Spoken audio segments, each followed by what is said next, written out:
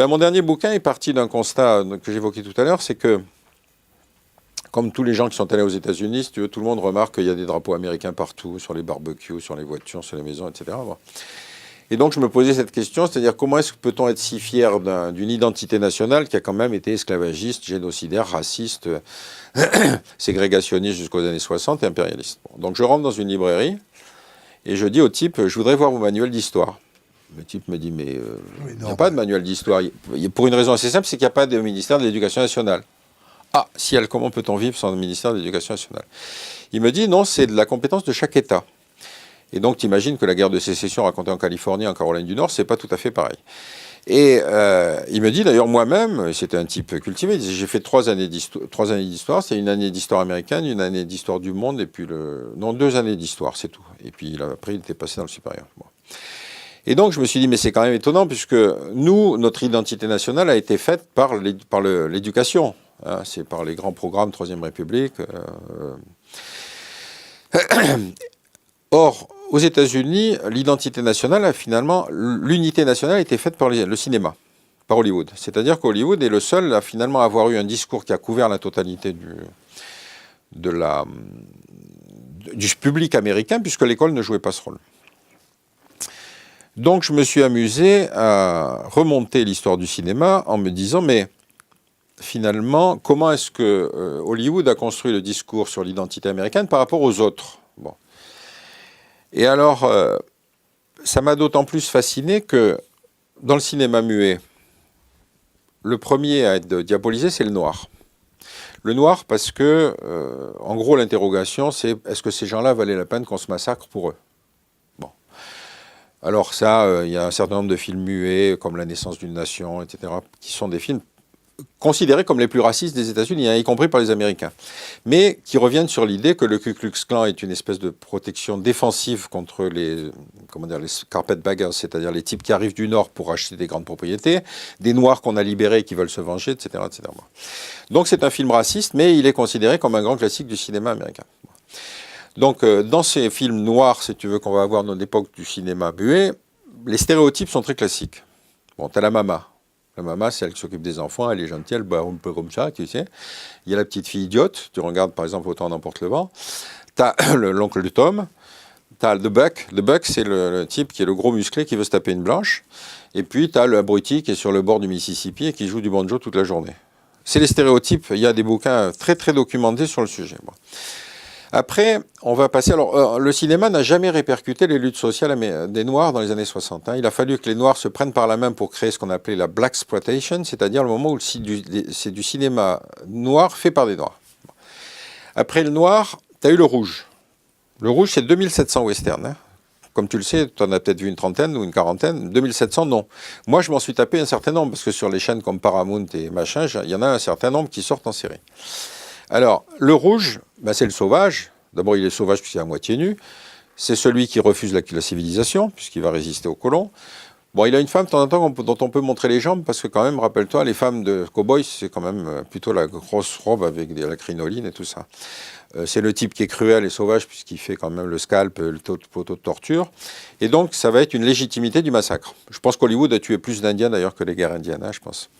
Mais le retard entre le western et la réalité historique est pathétique, parce que les Indiens vont connaître ce qu'on a appelé la marche des larmes, c'est-à-dire le moment où les Américains vont les déplacer pratiquement sur à peu près 8000 km pour les mettre dans des réserves en les faisant marcher à pied. Sur les 13 000 ou 14 000 Indiens, je crois qu'il y en a à peu près 6 000 qui sont morts en route. Bon. Hollywood a mis 20 ans... le premier film sur la marche des larmes se fait dans les années 60.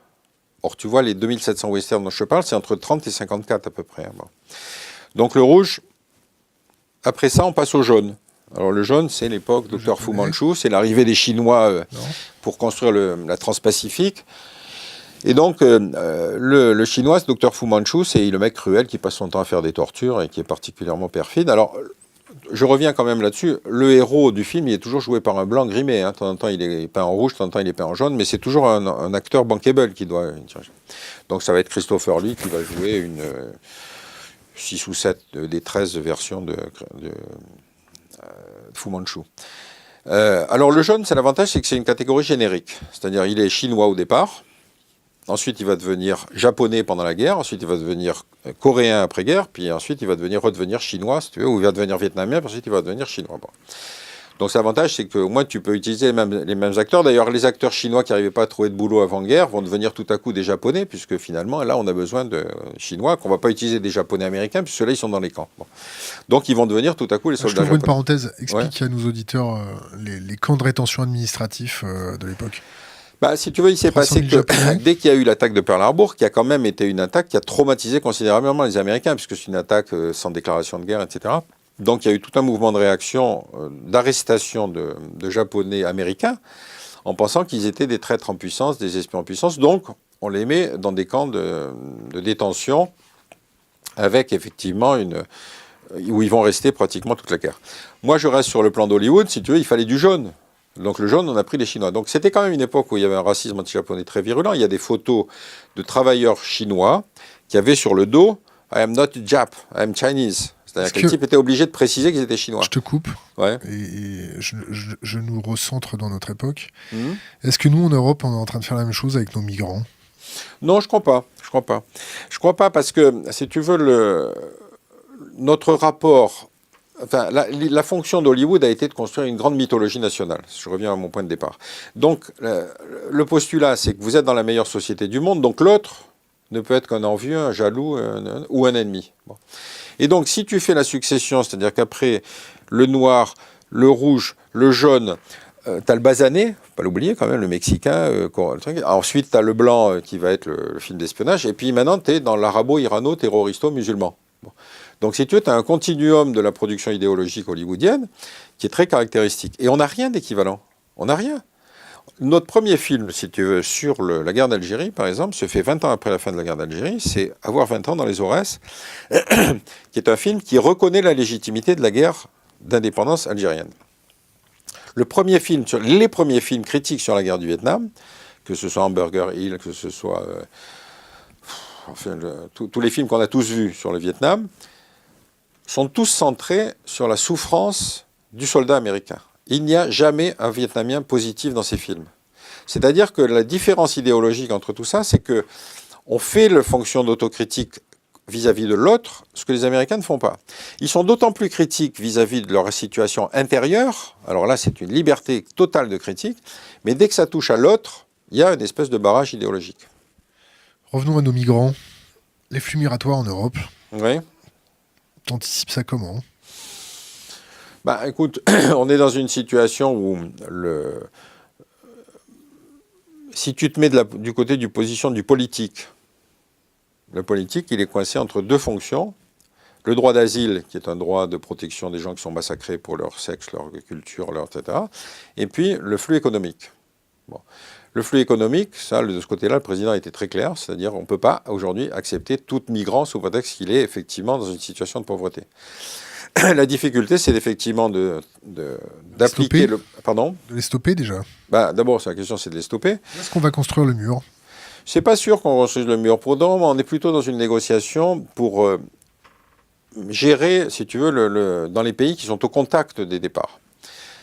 Tu remarques la remarquable porte d'entrée que constitue la Libye, qui, grâce à BHL, est aujourd'hui un État en pleine décomposition. Et donc, aujourd'hui, les flux d'entrée se passent par ces régions-là, qui sont aujourd'hui des pays sans État, où notre bonne volonté était là pour protéger les populations. Tu te souviens de ça, moi.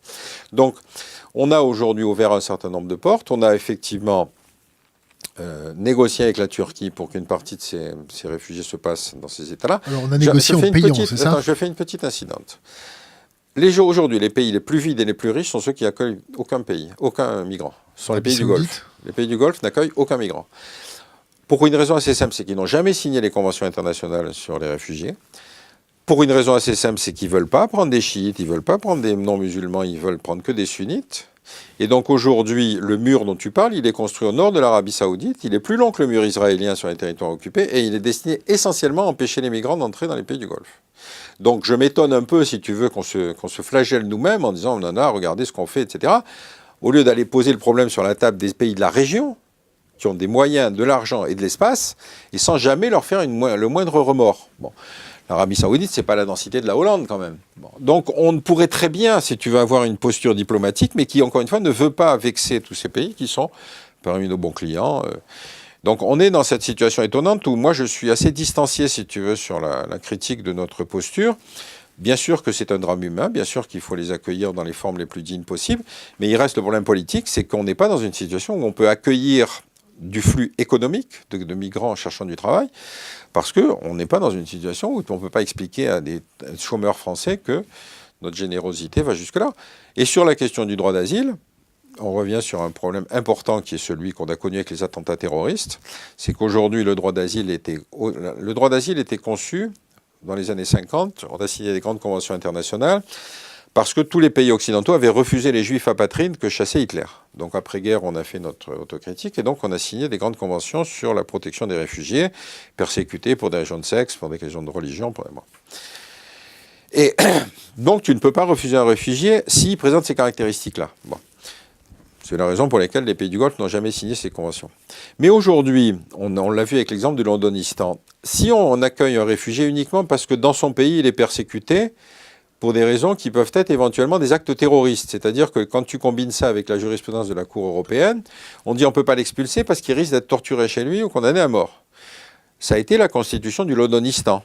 Londonistan étant un foyer salafiste en plein milieu de Londres. Moi, je me souviens d'avoir assisté à des prêches de salafistes de la mosquée de Ditchley Park, où c'était d'un racisme, d'un antisémitisme, d'une violence extraordinaire. Et tu avais un bobby qui tournait autour, tranquillement, les mains dans le dos, etc. Toute chose que nous, on aurait très bien pu refuser, si tu veux, parce qu'on a des lois sur la liberté de parole. Le résultat de tout ça, ça a été le Londonistan. Et tout à coup, quand il y a eu les attentats de Londres, en 2005, les Anglais sont réveillés en disant « Mais comment se fait-il que des gens puissent vivre en Angleterre avec la nationalité anglaise sans jamais parler un mot d'anglais ?»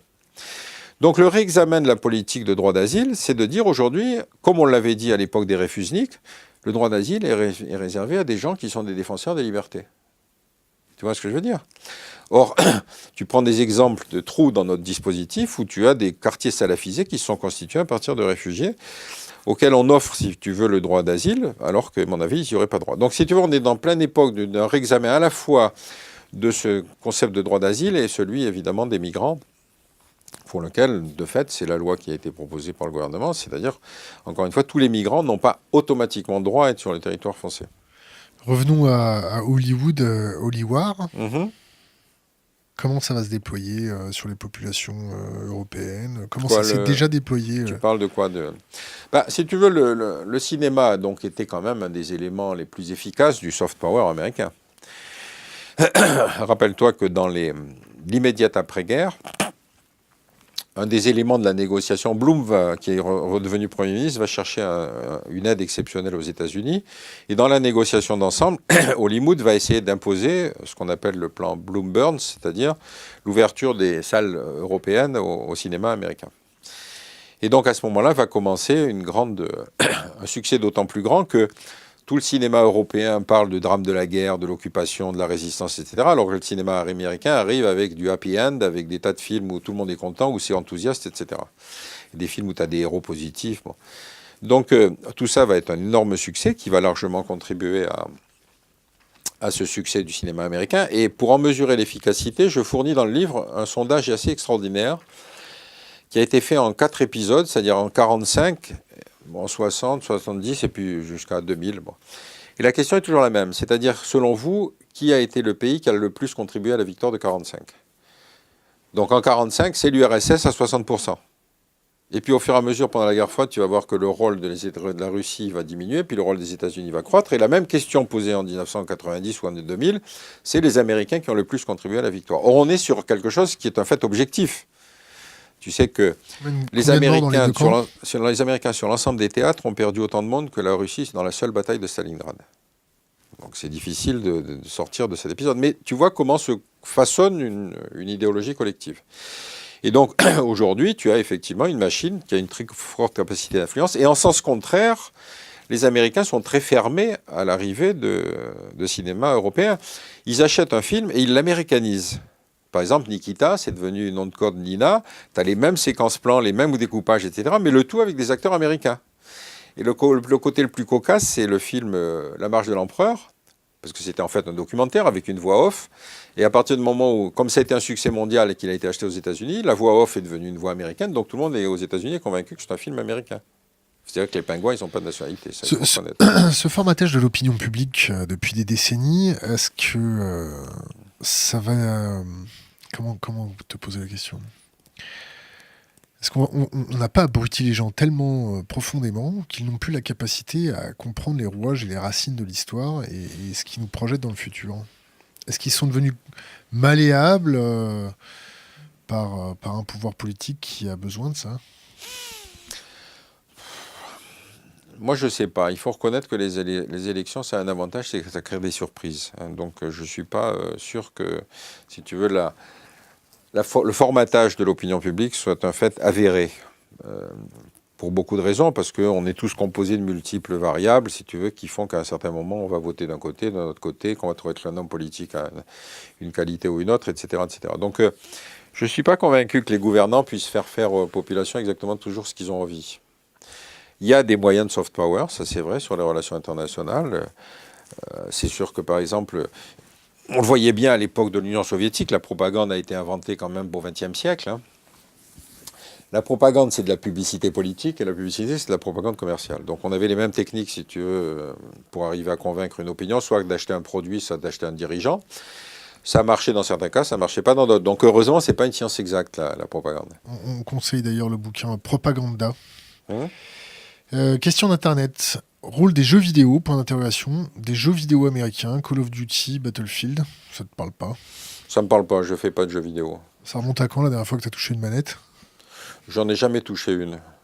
Je joue pas aux jeux vidéo. Est-ce que tu vois à peu près quoi ça Non, ressemble? non, je sais pas. Du tout? Non, on peut prendre l'exemple des séries américaines, si tu veux, parce que c'est beaucoup plus rigolo.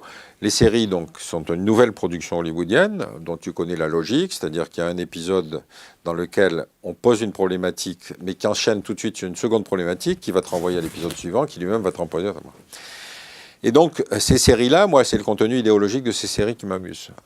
Et donc, j'en prends par exemple une, qui est Homeland. Homeland, donc, si tu connais cette histoire, c'est le soldat américain qui a été emprisonné par les talibans, qui va être libéré, qui donc va être accueilli comme héros national aux États-Unis. Bon. Et en fait, on va découvrir au fur et à mesure de l'avancée du scénario que le type est en fait converti, qu'il a lui-même contribué à torturer ses camarades emprisonnés, et puis qu'en fait, il prépare un attentat terroriste. Mais là où c'est rigolo, c'est que à un moment, les producteurs voulaient tourner un épisode qui devait se passer en Syrie.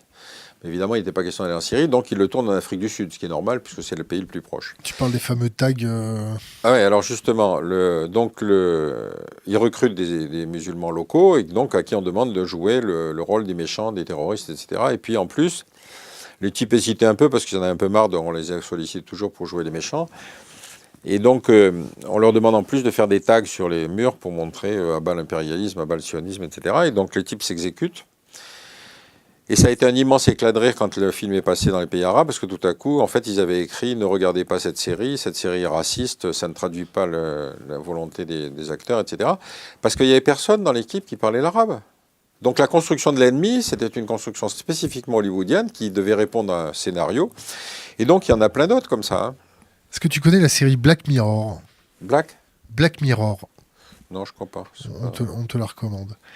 Autre question d'Internet qui est en train de s'écrire. Est-ce qu'il y a un renouveau de cette propagande avec les super-héros américains, genre Marvel, et choses comme ça? Alors, ça, c'est une caractéristique du cinéma américain. C'est-à-dire que le personnage central de la production hollywoodienne, c'est le héros jacksonien. Pourquoi on insiste sur le jacksonien? Parce que Jackson est le 5e président des États-Unis, je crois, qui est le premier à contester le pouvoir que monopolisaient les élites de la côte Est. Bon. Et donc, c'est devenu une tradition dans la culture américaine. Le héros jacksonien, c'est l'individu contre le système. Bon. Et donc, tu vas régulièrement avoir ça, c'est-à-dire que tu vas avoir le cow-boy qui va être éventuellement contre l'indépendant, si tu veux, qui va faire la justice lui-même. Tu vas avoir le soldat qui se heurte à sa hiérarchie, mais qui finalement va avoir raison, etc. etc. Donc, le film est centré sur un héros positif, qui évidemment est américain, et qui va donc traverser, si tu veux, le truc. Alors, le héros va changer de forme, parce que au début, dans le western, le héros, il fait mouche avec une pétoire du 19e siècle à 50 pas, comme tu le sais. Par contre, aujourd'hui, quand tu as des échanges de coups de feu, notamment avec des armes à répétition, ils se tirent dessus pendant 10 minutes avant d'arriver à se toucher. Donc, je ne sais pas, il faut croire qu'ils sont devenus myopes avec le temps. Mais par contre, le héros va avoir des capacités de plus en plus grandes. Donc, tu vas avoir le super combattant, enfin le combattant, qui va être essentiellement cristallisé par Chuck Norris, Stallone, Vin Diesel, etc., etc. Donc celui-là, c'est le combattant normal. Alors il arrive en général équipé comme un croiseur, comme un croiseur de bataille. C'est-à-dire que tu vois bien que Stallone, il lui faut évidemment une bande de 12-7 autour du cou et puis autour de la poitrine, parce qu'il est toujours en tricot Marcel. Je ne sais pas pourquoi, mais enfin, il est toujours en tricot Marcel, et donc il a une mitraillette dans chaque main, et il tire avec les deux mains. Bon. Alors, quand les Américains représentent la guerre, tu as une contradiction entre les contraintes du cinéma et les contraintes de la guerre. Dans la guerre, ce que dit Clausewitz, c'est ce qu'on appelle le brouillard de la guerre. C'est-à-dire quand Clausewitz. Oui. Karl von Clausewitz. C'est-à-dire que quand tu es combattant, le moindre des choses, c'est que tu essayes de ne pas te faire buter, donc tu essayes de te cacher, donc tu essayes de savoir où sont tes amis, où sont tes ennemis. Bon. Dans le cinéma américain, tu ne peux pas faire coucher... On va peut-être aller voir notre ami le voisin qui nous fait une petite danse, là. On va attendre qu'il arrête. Attends, c'est juste au-dessus. Qui c'est qui s'en occupe? Attends, bouge pas, ça a l'air de se calmer. Donc dans le cinéma, tu ne veux pas faire coucher Stallone par terre en pensant qu'il faut qu'il évite les balles. Donc il va se dresser fièrement avec une mitraillette dans chaque main, en tirant et en faisant mouche à chaque fois autour de ses ennemis qui vont se disperser autour de lui. Bon. Alors on est dans la transition du héros au super-héros. Alors le super-héros, ça veut dire que par exemple, dans Rambo 2, le Rambo 1 est très intéressant, c'est l'ancien combattant qui rentre au pays et qui effectivement se heurte à une société qui ne veut plus le voir. Bon. Comme on le vexe, il détruit un village, mais enfin sans vouloir vraiment le faire exprès. Tu as remarqué que quand il quitte le village, il n'y a plus rien debout. Bon. Rambo 2, on va le rappeler pour qu'il retourne au Vietnam. Et là, tout à coup, il est redevenu le combattant. Et il dit d'ailleurs, cette fois, on y va pour gagner. Thèse classique de l'extrême droite, si on a perdu la guerre, c'est la faute des bureaucrates et des politiciens. Et dans le Rambo 2, il tue 76 personnes. Je les ai comptées. Bon. Tu imagines qu'on fasse un film comme ça sur l'Algérie, avec un ancien combattant d'Algérie retournant en Algérie et tuant 76 Algériens, ça ferait un scandale politique gigantesque. Bon, ça ne le fait pas dans le système américain. Alors comme les Américains ont une distance critique assez forte, si tu veux, ils ont créé une base de données dans laquelle ils donnent chaque année un prix au film le plus meurtrier de l'année. Donc ils comptent le nombre de morts, et ils disent cette année, le film qui a tué le plus de monde, c'est celui-là, etc. Parce qu'ils sont eux-mêmes pas dupes de ce truc. C'est-à-dire que tu as effectivement aux États-Unis, comme dans toutes les sociétés, des gens qui ne sont pas dupes de cette espèce de discours. Et donc, après le super-héros solitaire, alors quand tu n'as pas assez de budget, tu mets Chuck Norris, parce qu'il est moins payé, donc il peut tuer un peu moins de monde, enfin donc ça mobilise moins de figurants. Bon. Mais le processus même, il retourne au Vietnam aussi, et donc il va libérer lui aussi des prisonniers vietnamiens. Et puis progressivement, on est donc passé à la catégorie des super-héros en bande, avec Expendable et autres, où tu as quand même des vétérans, les mecs ont une moyenne d'âge de 60 ans, 65 ans quand même, mais ils vont effectivement tous ensemble aller faire la police de la planète. Alors donc, je ne sais plus quel numéro, je crois que c'est dans Expendable 2, ça commence au Népal, où on ne sait pas, un groupe dissidents dont on ne connaît pas l'identité a enlevé Schwarzenegger. Bon, quand même, c'est une connerie. Je veux dire, ils auraient dû prendre n'importe quel Américain. Ils ont pris Schwarzenegger, donc ils vont aller le libérer. Alors, Schwarzenegger est torturé. Il lui fait la torture de la piscine. C'est quand même scandaleux. Bon, c'est ce qu'ont fait les Américains à Guantanamo, mais on n'est pas là sur ce sujet-là. Waterboarding, oui. Oui, le waterboarding. Donc, ils vont libérer leur copain Schwarzenegger, puis ensuite ils repartent. Alors, je ne sais plus où ils vont, dans un autre truc, en Bulgarie, libérer des femmes et des enfants. Et puis, ils terminent dans un pays qui s'appelle l'Azménistan. Truc, tu vois, qui est intermédiaire entre l'Azerbaïdjan et le Turkménistan, dans laquelle l'armée est totalement corrompue, c'est comme ça qu'ils le décrivent. Et donc, dans la bataille finale, ils détruisent une dizaine de chars, tous les hélicoptères de l'armée, etc. Donc, tout ça avec une bande de vétérans, ce qui prouve quand même que la capacité combative des Américains tient à la distance avec l'âge. Donc, on est sur un système où la guerre est représentée comme une espèce de jeu de théâtre, justement comme un jeu vidéo, et dans lequel, évidemment, il n'y a jamais un truc blessé. Dans Rambo 2, si, quand même, il se coupe la main. Parce qu'il faut que l'héroïne le soigne. Mais comme l'héroïne est une Eurasienne, si tu veux, il ne faut pas qu'elle rentre au pays. Donc elle mourra avant la fin, parce que le super-héros peut pas se marier. Je veux dire, sinon c'est la fin du monde. Surtout avec une sauvage, c'est pas possible. Ouais.